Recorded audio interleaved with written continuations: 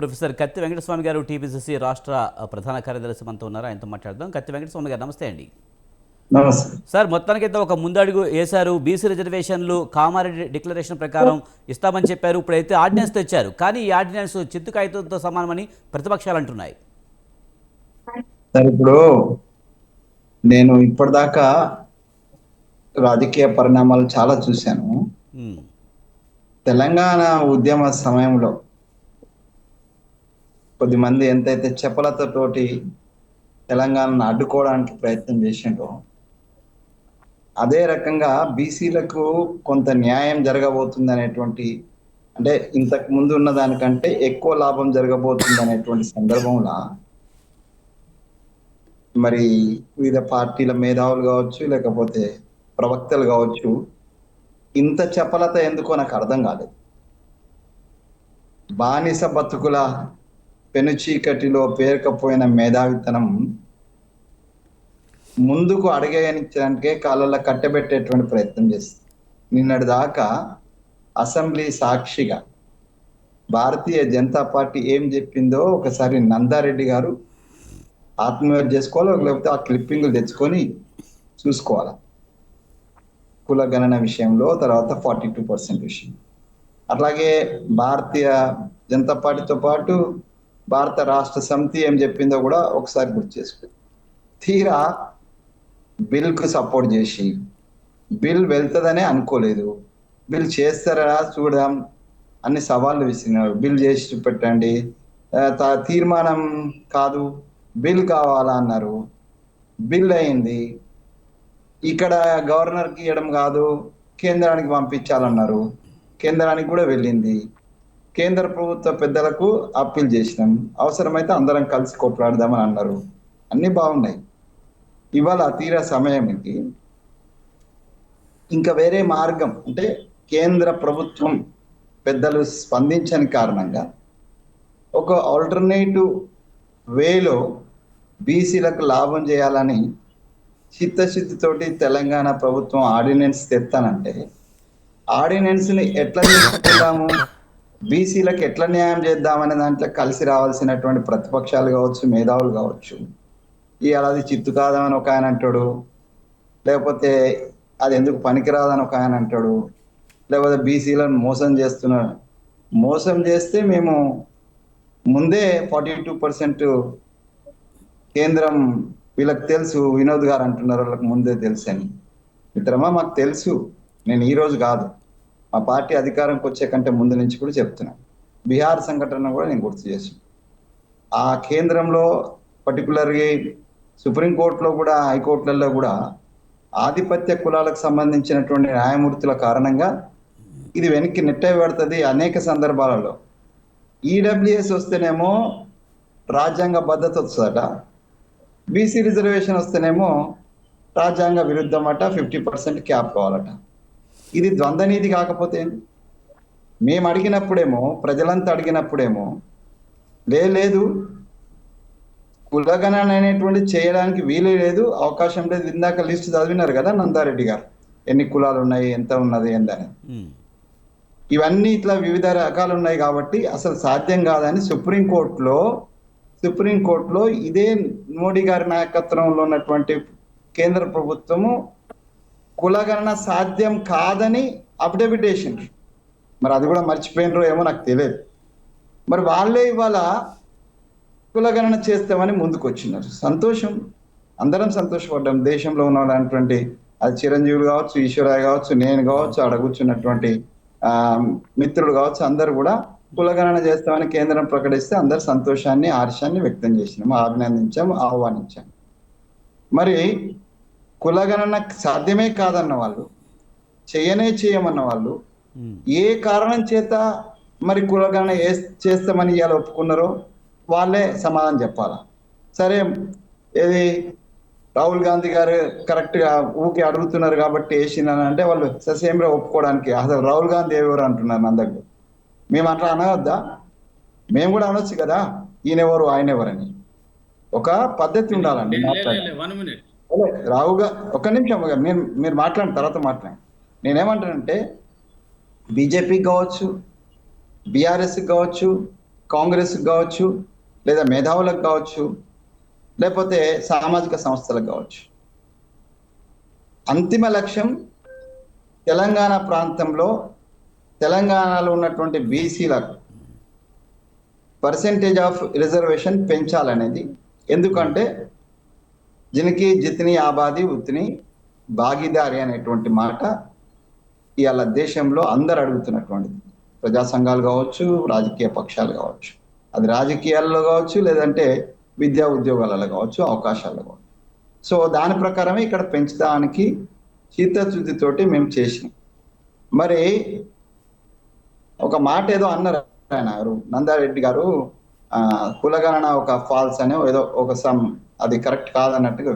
ఒకవేళ కాదనుకుంటే, అది నిజంగానే తప్పంటే, అసెంబ్లీలో మీ ఎమ్మెల్యేలు ఎందుకు ఏకగ్రీవ తీర్మానానికి సపోర్ట్ చేసిండ్రు అనేటువంటిది ఒక్కసారి మీరు ఆత్మహత్య చేసుకోవాలి. అంటే రాజకీయ ఎత్తుగడ ఎవరిది? వెంకటస్వామి గారు ఇంకొక మాట కూడా అన్నారు, ముఖ్యంగా ముస్లింలని బీసీలో చూపించడం కూడా వ్యతిరేకిస్తూ ఉన్నారు. దానికి సంబంధించి కూడా మాట్లాడడం జరిగింది.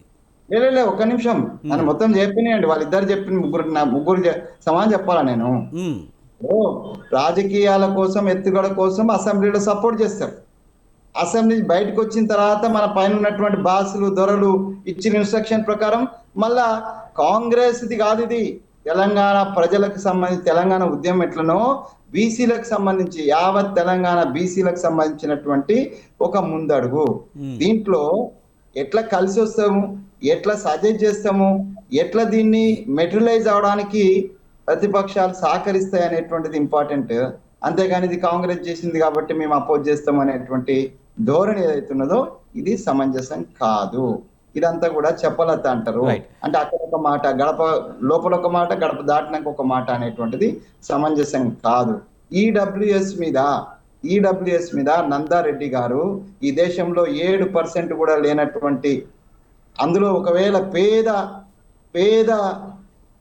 కులాలను, పేదవాళ్ళని తీసుకుంటే, ఆ ఆధిపత్య కులాలలో కూడా పేద కులాలను తీసుకుంటే 2% కంటే ఎక్కువ ఉండరు. అట్లాంటి వాళ్ళకు ఈ దేశంలో ఉన్నటువంటి బీసీ నాయకుడు అన్నటువంటి మోడీ గారు 10% ఇస్తే ఈ దేశంలో కాంగ్రెస్ పార్టీతో సహా ఎవ్వడు మాట్లాడలా, బీసీల పక్షాన మాట్లాడలే, ఎవరు అపోజ్ చేయలే. నాకు గుర్తున్నంత వరకు మా ఆర్ కృష్ణయ్య గారు అపోజ్ చేసినట్టు గుర్తుంది. సో ఆయన కూడా ఇప్పుడు బీజేపీకి సపోర్ట్ గానే ఉన్నారు. అదే ఒక ఫార్మాలిటీకి అపోజ్ చేసిన. సో ఈ 2% ఎలిజిబిలిటీ ఉన్నవానికి 10% ఇచ్చి అది రాజ్యాంగబద్ధం అయితే, 50%, 60% ఉన్నటువంటి బీసీ వాడికి 42% ఇస్తామనంటే ఎందుకు కడుపు మాడుతుంది మనకు అర్థం కాలేదు. ఎందుకు దొరల వెంకటస్వామి గారు ఇంకో క్వశ్చన్ కూడా చెప్పలేదు మీరు. ముఖ్యంగా ముస్లింలను బీసీలో ఎందుకు కలిపారనేది ఒకటే చెప్పాలి. 2, కులగణన కరెక్ట్ అయితే పబ్లిక్ డొమైన్ లో ఎందుకు పెట్టలేదన్న విషయం, ఈ 2 విషయాల గురించి చెప్పండి. బీసీలను కలిపితే 56% అయినారు. ఆ పేద ముస్లింల కోసము నరేంద్ర మోడీ గారు ఈ మధ్యన ఏదో చట్టం అక్కడ మార్పు తీసు, వక్స్, వినోద్ గారికి కూడా తెలుసు, దాంట్లో ఆయన ఆర్గ్యూ చేసినాడు. వక్స్ చట్టం మార్చుకుంటే ఏం చేసినంటే, ఈ దేశంలో అత్యంత వెనుకబడినటువంటి ముస్లిం సమాజానికి మేము హెల్ప్ చేసే ఉద్దేశంతో వక్స్ చట్టం తీసుకొస్తున్నామని చిలక పలుకులు పలికినటువంటి వాళ్ళు మేము బీసీలలో చేర్చినాం. ఇవాళ కాదు, 10-15 సంవత్సరాలు రాజశేఖర్ రెడ్డి ఉన్నప్పుడే బీసీలలో చేర్చినారు. ఓకే, బీసీలలో చేర్చిన రాజశేఖర రెడ్డి గారు ముఖ్యమంత్రి ఉన్నప్పుడు ముస్లింలకు 4% రిజర్వేషన్ ఇస్తేనే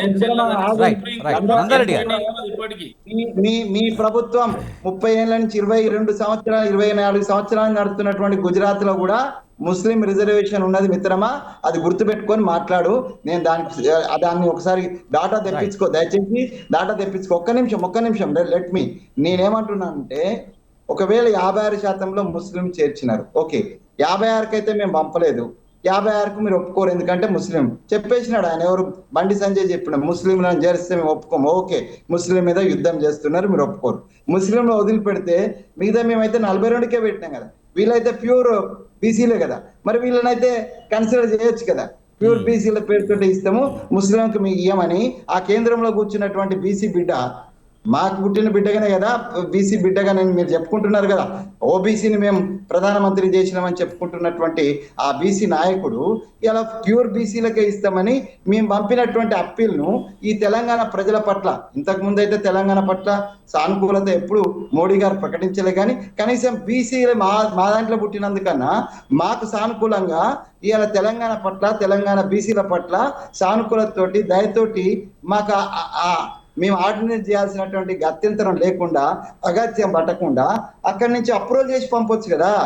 భారతీయ జనతా పార్టీకి సంబంధించిన మిత్రులందరూ కూడా ఇక్కడ ఉన్నటువంటి ఎంపీలు కావచ్చు, ఎమ్మెల్యేలు కావచ్చు, లీడర్స్ కావచ్చు, లేకపోతే మంత్రులు కావచ్చు. కానీ వెంకటస్వామి గారు ఈ కారణం చెప్పే బీజేపీ మీద తోసేయాలన్న కారణంతోనే ఈ బీసీ రిజర్వేషన్ల విషయంలో డ్రామా ఆడుతుంది కాంగ్రెస్ అని బీజేపీ బీఆర్ఎస్ అంటున్న పరిస్థితి.